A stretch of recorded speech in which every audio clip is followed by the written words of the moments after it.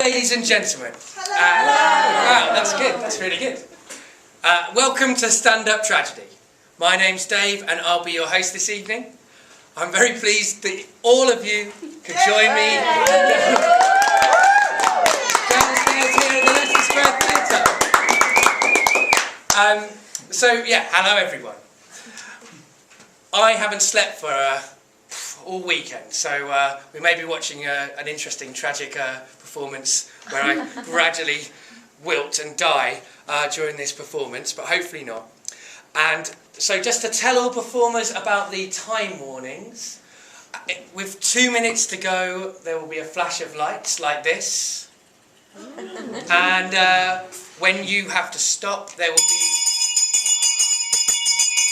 a bell like that. More about the bell later on. So we're having a short introduction this month, because we've got lots and lots of tragedy to cram into this hour. And excitingly, we're finally breaking out the piano tonight to this room full of excited people. Our first act will be Alex Holmes, who will be using this piano to play us a sad song. Please welcome Alex to the stage.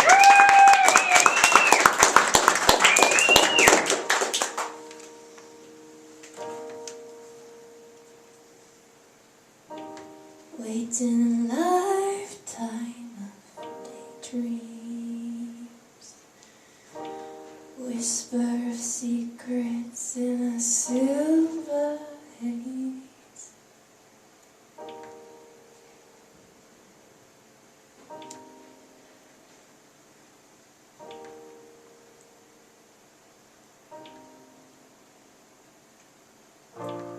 Diamonds are falling out of the sky.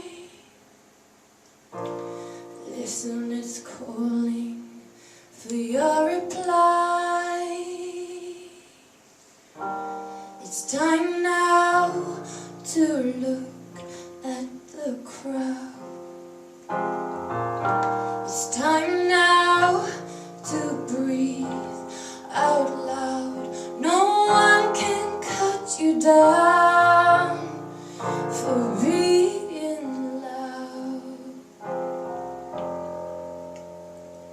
I'm home now.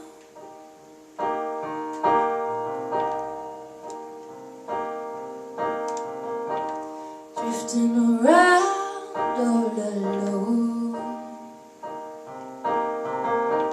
thinking nobody wants to know. People love to share light. It's part of the beauty of being alive. Diamonds are falling out of the sky. Listen, it's calling for your reply. It's time now to look at the crowd. It's time now to breathe out loud. No one will cut you down for being loud. No one will cut you down for being loud.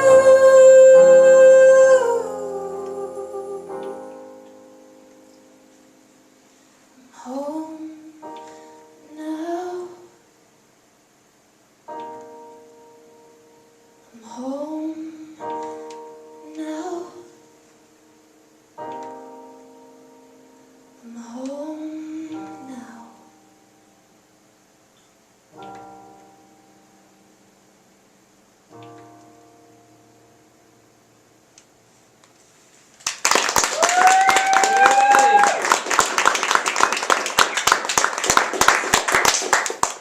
Fantastic. So, wow, a room full of people, which is always nice. We have some tragic comedy for you all now, from Bec Hill. For more Bec Hill, go to www.beckhill.com or Be Chill Comedian, which is bec.com, which is how my mind keeps reading it.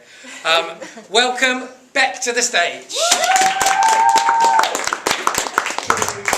I'm a little bit worried that this might be tragic comedy for the wrong reasons.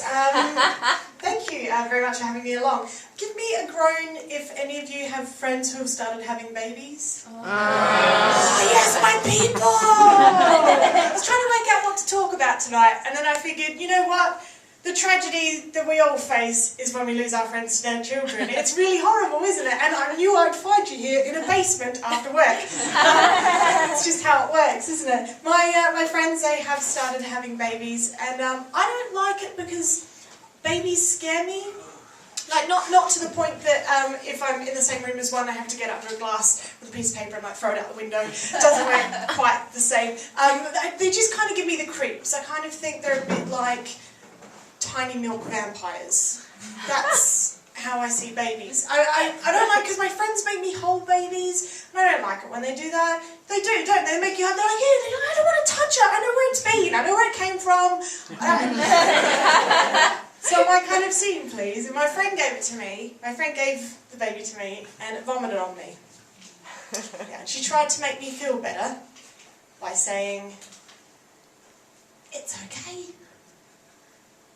When they're that young, it's not vomit, just milk. It doesn't make me feel any better, does it? Don't want milk that's been inside 2 people in 1 day. It's gross. I made that mistake that we all make. I looked into its eyes. You should never look into its eyes. You don't do it, do you? I did. I looked into its eyes and I went, aww. And it's one ugly baby. Now, in hindsight, I probably shouldn't have said it out loud. But, like, okay, stay with me on this one, right? It was a really ugly baby. You know how some people are like, it looks just like its dad. Oh, it looks just like its dad. This baby looked exactly like her dad. Like, exactly like it, like a tiny, tiny man. This baby had stubble. That's not what a cute baby has. This baby had the face of someone who had seen better days. That's not the face a baby should have. And I shouldn't have said those things out loud either, but I can't help myself. I'm really immature. Like, I still laugh when you're in the shower and you squeeze a shampoo bottle and it makes a fart sound. That stuff. I live for it. For years, I thought that in France, Lego it's just called go. That's how mature I am. Yeah, I have the legal right to vote. That's right, me. The same person who thought that Stephen Hawking was American because of his accent. I don't feel like an adult. Society says that I'm one. I don't think anyone even knows what an adult is, do they? Ironically, adult education was more about what makes a baby, not what makes an adult. And the only thing I took away from that class was my teacher standing at the front and saying, there is nothing funny about syphilis. I put up my hand and said, what if your doctor has a lisp? You guys are really nice, it's a really nice crowd. No, I mean that. I had a nice gig last night as well. It was just a type 5, and they were really, really respectful audience. Yeah, they were so respectful, they gave me a minute's silence. 5 times in a row. And that is the tragedy, and I think anyone who's either seen a lot of comedy or performed before, you'll know this, that the silence is the worst treatment you could get from an audience. It's not like heckling. You can come back to heckling, you can try and save yourself from it, but silence, that is just deadly. It's really horrible, and I did this set just to nothing. And at the end of it, I realised that I felt like Marty McFly in Back to the Future, and he does that solo at the end of Johnny Be Good, and he looks up and everyone's just staring at him. So I said to them, well, I guess you guys aren't ready for that yet. But your kids are going to love it. Of course, being that sort of audience, they didn't get the reference. I'm glad that you guys did that. Makes it all the more better. It's just a short set tonight, but I thought I might, well, seeing as we're in Soho, I might as well ask. Have any of you got a backup plan for what you would do if someone tried to mug you? No, kind of. Yeah. So, yeah, what's your backup? Well, I mean, I just would give them, I would give them everything I've got, but I would also, you know, I've got this sort of weird little fantasy where I'm going to tell them, you know, that I don't earn very much money. And Everyone has that fantasy. Like, everyone who's ever got mugged has thought, oh, I think I'll just tell them how much I really want my money. That was stuff. But I like the fact, for anyone on the podcast, the audience member just said that they would try to appeal to their moral senses. Still give them the things, but try and make them feel really guilty about it. I like that. I like the fact that no one else has a backup plan and that's the best one. Is anyone walking home tonight? Alone? No, that's alright, just need a new phone. The reason I ask, one of my friends, her backup plan, she said she would pretend to faint, which I do think is worse than your plan. I think fainting is just making it one step easier for them, other than giving them the stuff, just let them help themselves. I can't see them looking at someone fainting on the ground and going, oh, well, it hardly seems fun anymore, does it? And then just walking off. That's not how it works, is it? My other friend, he had the best backup plan when someone tried to mug him, and he said, I didn't know it was your birthday. Happy birthday! I went, it's not my... Shh. Here, let me help you with those bags. And he starts picking up the bags that don't exist. I'm walking along with him. Meanwhile, the mugger got so confused, he ran off. I think that's the best way to come back to a mugging. Now, the worst way to come back to a mugging is how I came back to my mugging, which was that I pretended to be deaf. Now, hear me out. Some of you laughing, some of you thinking, that's not a bad idea. The reason is because I stay out really late. I really like reruns. I really like those sorts of things. I love it when you get the sign interpreter. I think that's amazing because you learn some brilliant words that you would never learn otherwise. Like I was watching the Catherine Tate show. That's giant cocksucker. I think I like that most. Is anyone listening to the podcast is just going to have to guess what that sign is. It was really exciting. The problem is, though, I never learned enough to really get by in a conversation, and I never really learned it properly. So my reaction was me standing in the middle of the street and doing this.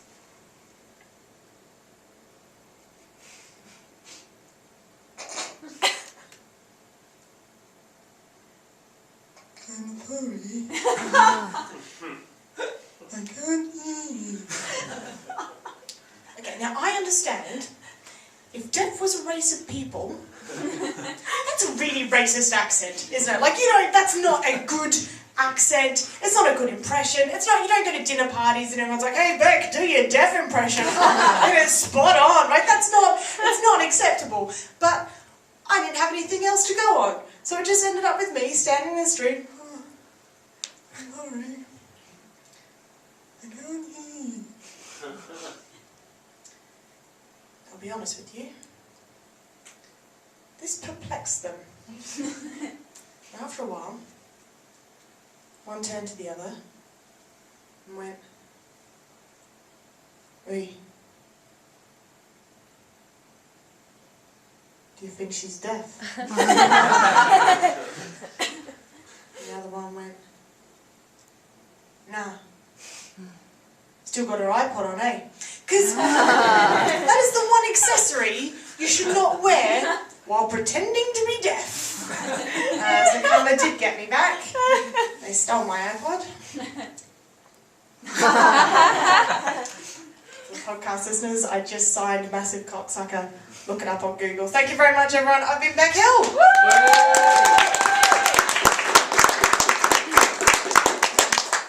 Thanks very much, Bec. And now we're going to have another song from Alex Holmes.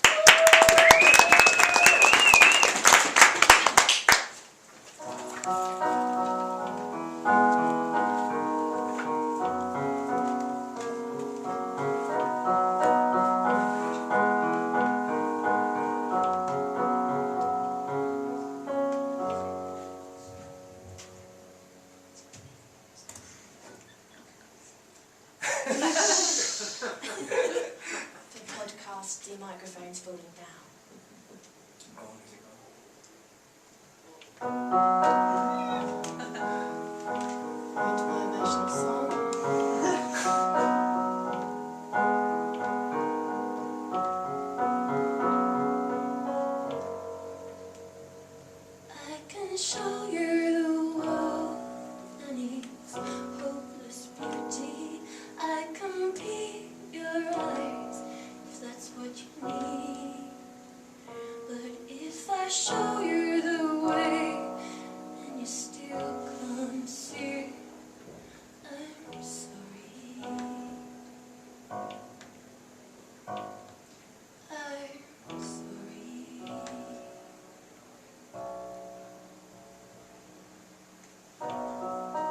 Dark hearts know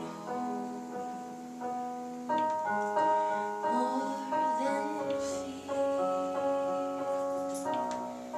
Living on little clouded star,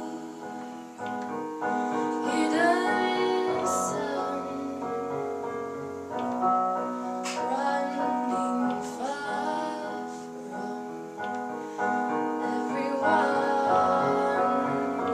I can show you the world and its hopeless beauty. I can be your eyes if that's what you need. But if I show you the way and you still can't see it, I'm sorry. I'm sorry.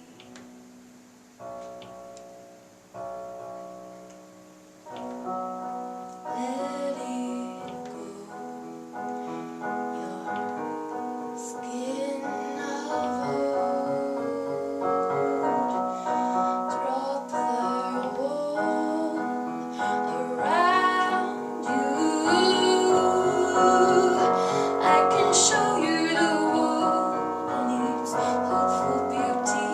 I can be your eyes if that's what you need. But if I show you the way and you still can't see it, I'm sorry. I'm sorry.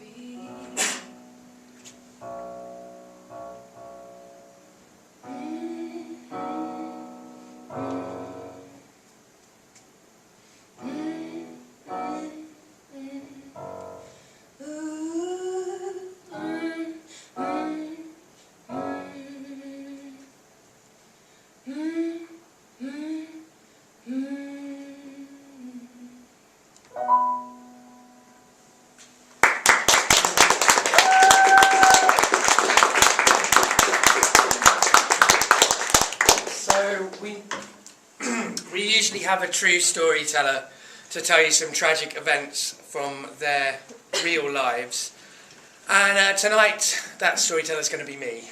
Well, it's not from my, mind you, it's not from my real life. So, well, it is my. Well, you'll see. It is from my real life. The understanding that I have. Oh, so this is called "Say It with Flowers." The understanding that I have of my grandparents' lives is fake. It comes to me in Chinese whispers from biased observers. It sloshes around in my imagination until it seems to make some narrative sense. My gran grew up in a small village in Yorkshire. She would milk the family cow every day before she walked 10 miles to school on her own. Everything was in black and white back then. Everything was bought to last. Life was frugal and you grew into your shoes. My granddad grew up in India, a child of the Raj.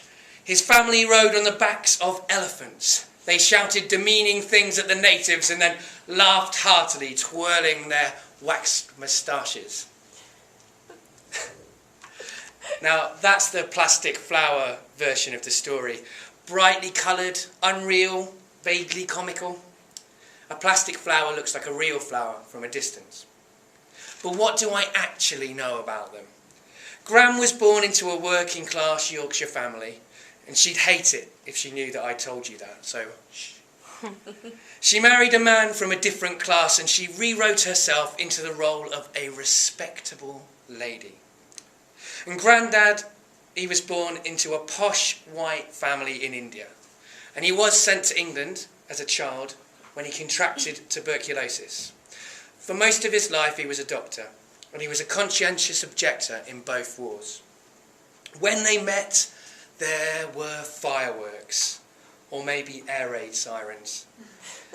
The Second World War was happening all around them. She was a nurse, and he was a doctor. She was thrilled to meet a man descended from the aristocracy, a professional in a white coat no less. He spoke properly. She liked that. Sure, he was a socialist, but that's politics. That's men's talk. She had no interest in any of that nonsense. She should have taken an interest in that nonsense, though. Later she would have to shoo hippies out of her dining room and into the less civilised areas of the house when her husband invited them round for those dratted CND meetings. You can say what you like about bombs or banning them, but she didn't want boys with scruffy hair and dirty feet in the house. That nonsense was the fatal flaw in her plan. She would never find true class because Grandad refused to become a private consultant. He remained committed to the National Health Service, and she felt that that commitment held them back.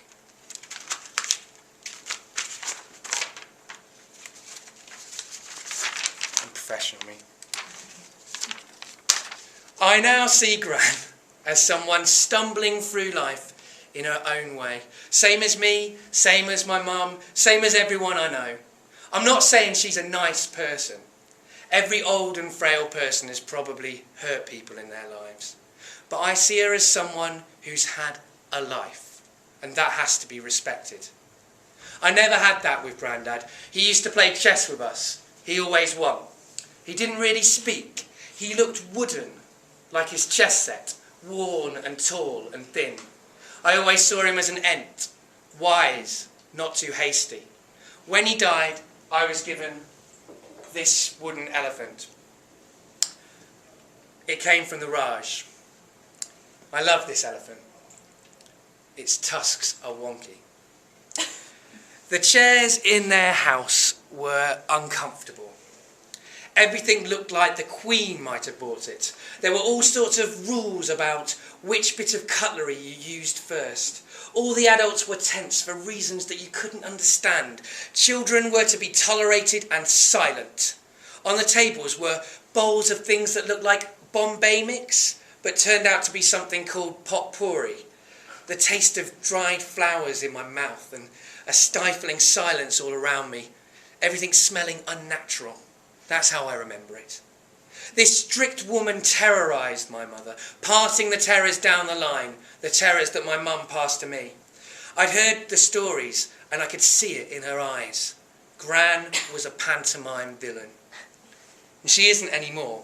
Now she's an old lady living in an old house full of old people in the countryside just outside Bath. She has her tea and cake every day at 3 p.m. She regularly lunches with a lady. They wear Easter bonnets at Easter. They get their children to tend their gardens, and they have staff to look after them. In a way, she's finally made it to where she wanted to be.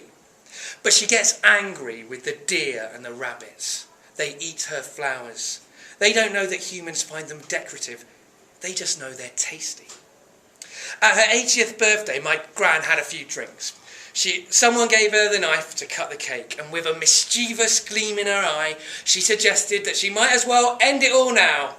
The assembled family, holding their cameras and their toddlers in their hands, stared in horror as she swung the knife back and forth in front of her chest. My mum and I once sat with her drinking sherry from dusty glasses. She told us about her life during the wartime. She'd been a nurse in blitz-addled London, and when she talked of it, she seemed younger. I suddenly saw the girl from a small village who'd gone to a city being bombed and found excitement, freedom, and something that sounded like independence. I was shocked to hear such feeling in her voice, surprised that she was nostalgic for a time of war. It remained bright and light in her memory. It struck me then that I might have liked that woman that she'd been for those few months before she'd met my Grandad, before she'd put the mask on. When she moved into the house, the home, she finally became a completely real person to me. I'd love to get into all of this with her, adult to adult, hear the whole story from her mouth and find out what she really thinks about class, about freedom, about being a mother, about being a nurse in the wartime, about marrying Grandad. I want to hear this story without the embellishments, but I don't know how to ask. So instead, when I'm around, which is rarely, I go to visit her with my mum. The last time we went, my mum stopped at a shop on the way and suggested I buy her flowers. Gran loves flowers. She has them all around her room beside carefully placed bric-a-brac. She arranges everything just so, and she still models herself on the Queen. I went to her old house in Limpley Stoke with my mum to stick post-it notes on things I might want. I didn't want much, but I wanted something. The bits of property that I salvaged from that house are ways to try and understand the lives of the people whose genes are inside me. Understanding who they are might help me understand who I am. I stuck Dayglow bits of paper on a few strange-looking bits of furniture, and the old school bell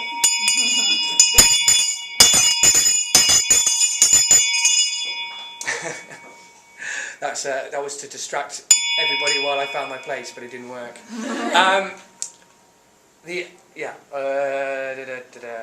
The old school bell that my Gran had used to call my mum and her sister down for dinner when they were children. In some ways, this bell was an instrument of torture, which I think we can all understand why it was after that. I think my ear's going to be ringing for a little while.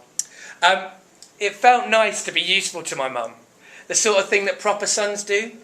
Visiting Gran in the old people's home is the same sort of thing, a taste of being a good grandson. The last time we visited, she took us out to her gardens, and as we stood looking down at the flower beds, Mum mentioned how she put sticks down to try and stop the animals. Gran sighed. Those creatures are determined. They think the flowers are veggie tubbles. She's always had a fake voice.